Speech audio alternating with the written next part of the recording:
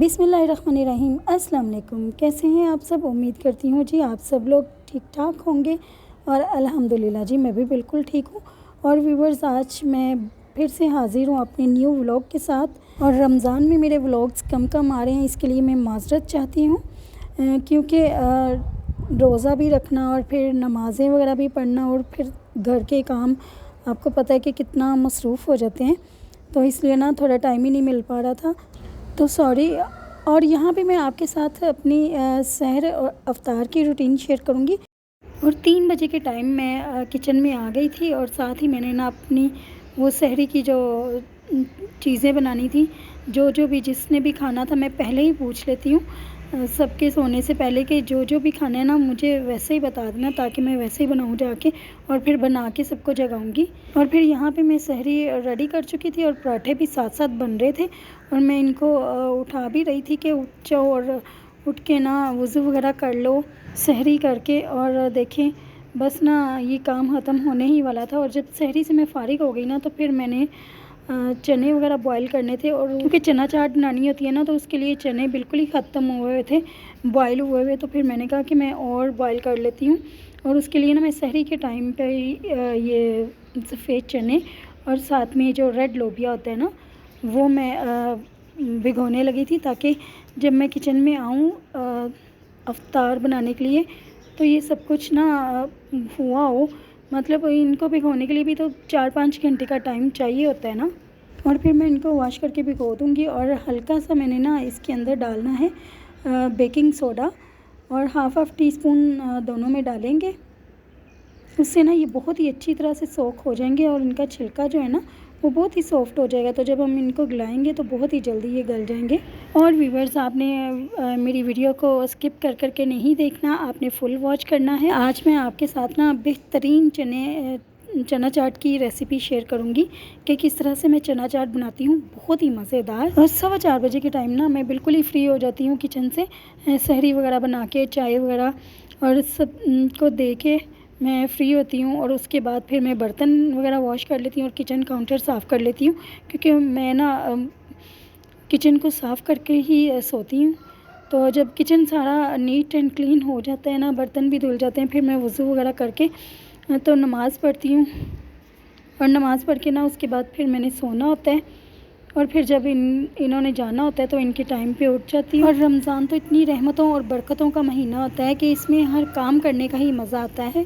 और हमारा तो वैसे भी रोड पे घर है, तो इतनी रौनक और चहल पहल लगी रहती है ना बाहर। और मेरे चैनल पर न्यू है तो चैनल को अभी तक सब्सक्राइब क्यों नहीं किया, फटाफट से मेरे चैनल को सब्सक्राइब करें और बेल नोटिफिकेशन को भी ऑल पर सेट कर लें। और मेरे जो व्लॉग्स हैं ना वो आप अपने फ्रेंड्स और फैमिली के साथ भी शेयर किया करें, क्योंकि आप लोगों की सपोर्ट की बहुत ज़रूरत है। तो आप ना मेरे व्लॉग को फुल वॉच किया करें। और यहाँ पे ना मैं अपनी लिस्ट बना रही थी जो घर में चीज़ें ख़त्म हो गई थी ना उसकी, और ये मैंने चीज़ें मंगवानी थी। और फिर जब मैं ज़ोहर के बाद किचन में आई ना तो ये जो भीगे हुए थे ना चने और रेड लोबिया, इसको मैंने बॉईल कर लिया था।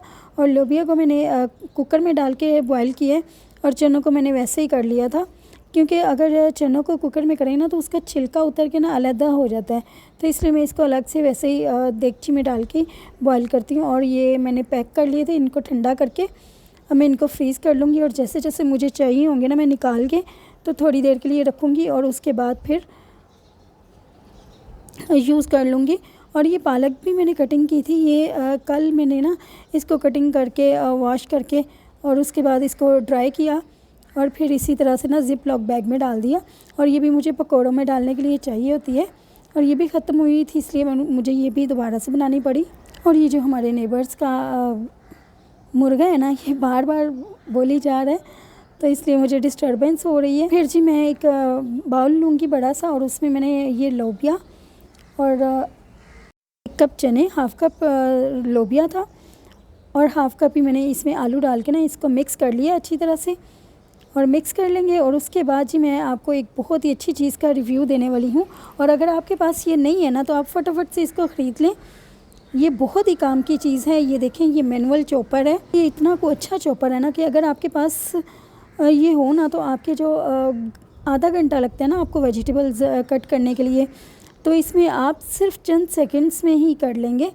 आज मैं आपको इसका रिव्यू जो है ना वो कम्प्लीटली दूंगी। और इसी के साथ हम चना चाट में डालने के लिए ना प्याज, टमाटर और हरी मिर्च और हरा धनिया इसमें चॉप करेंगे और मैं आपको दिखाऊंगी करके। और आधा रिव्यू तो इसका मैं आज दूंगी आपको और आधा फिर दूंगी। और ये 2 लीटर का है इसका बाउल और इसमें ये ब्लेड लगा हुआ है और ये 4 वाला ब्लेड है और ब्लेड इसके बहुत शार्प है। आपने ज़रा एहतियात के साथ काम करना है।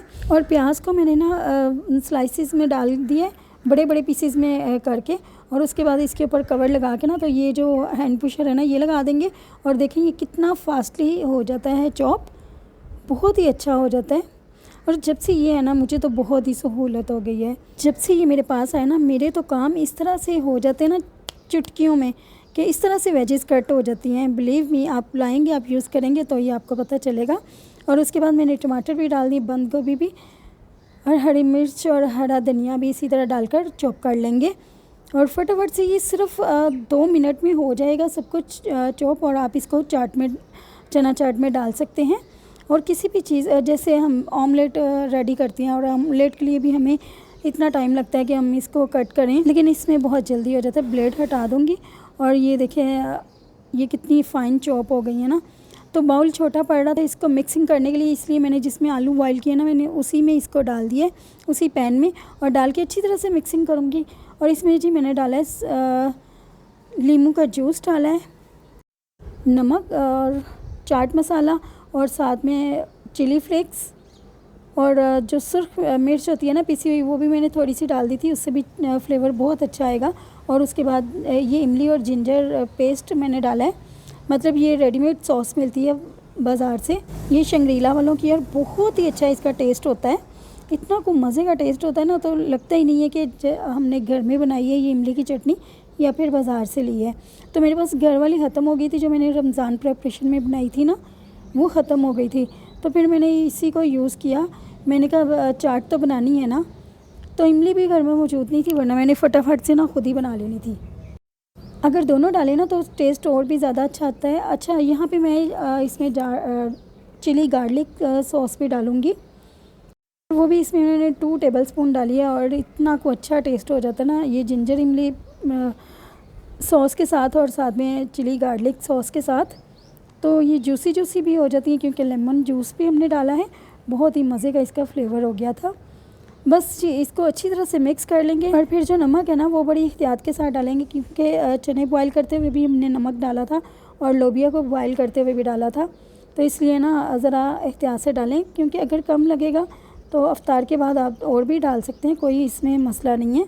तो अब इसको मैं बाउल में ट्रांसफ़र कर दूँगी। जी अफ्तार के लिए हमारी ये चना चाट तो जी रेडी हो गई है। बहुत ही मज़े की इसकी लुक थी और खाने में इतनी को मज़ेदार कि आप बनाएंगे तो ही आपको पता चलेगा। और जी उसके बाद फिर मैंने समोसे पकोड़े बनाने की बजाय ना आज हमने बनाने थे साबुत मसर और चावल, क्योंकि ये ना जब मैं ये बनाती हूँ ना दाल चावल या मसर चावल या कोई भी चावलों की चीज़ बनाते हैं तो तब हम फ्राइंग नहीं करते, और वैसे भी वो इतनी तो हेल्थ के लिए अच्छी नहीं है। और इसकी डिटेल रेसिपी तो मैंने आपके साथ शेयर नहीं की है, बस साबुत मसूर जो है ना उसके अंदर सारे मसाले और प्याज, टमाटर और लहसुन अदरक का पेस्ट डाल के मैं पानी डाल के इसको कुकर में गला लेती हूँ। और जब अच्छी तरह से ये पक जाते हैं तो उसके बाद फिर मैं इसका तड़का तैयार करती हूँ। वो चॉप किया हुआ लहसुन और साथ में हरी मिर्च और ज़ीरा, बस ये चीज़ का मैं तड़का लगाती हूँ और बहुत ही मज़ेदार ये साबुत मसूर बनकर रेडी हो जाते हैं। उसके साथ मैंने चावल बॉईल कर लिए थे। और फिर जी बाद में देखें ज़रा इसकी फ़ाइनल लुक, माशाल्लाह अल्हम्दुलिल्लाह हमारी ये इफ्तारी जो है ना वो बन के तैयार हो गई है। तो बस ये मैंने छोटी सी रूटीन शेयर की है सहर और अफ्तार की, उम्मीद करती हूँ आपको अच्छी लगी होगी। और फेसबुक और इंस्टाग्राम का लिंक आपको डिस्क्रिप्शन में मिल जाएगा। तो व्यूअर्स, आपने मेरे चैनल को सब्सक्राइब अभी तक नहीं किया तो प्लीज़ कर लें, और मैं आपको मिलूँगी किसी और नेक्स्ट व्लॉग के साथ। तब तक के लिए अल्लाह हाफिज़।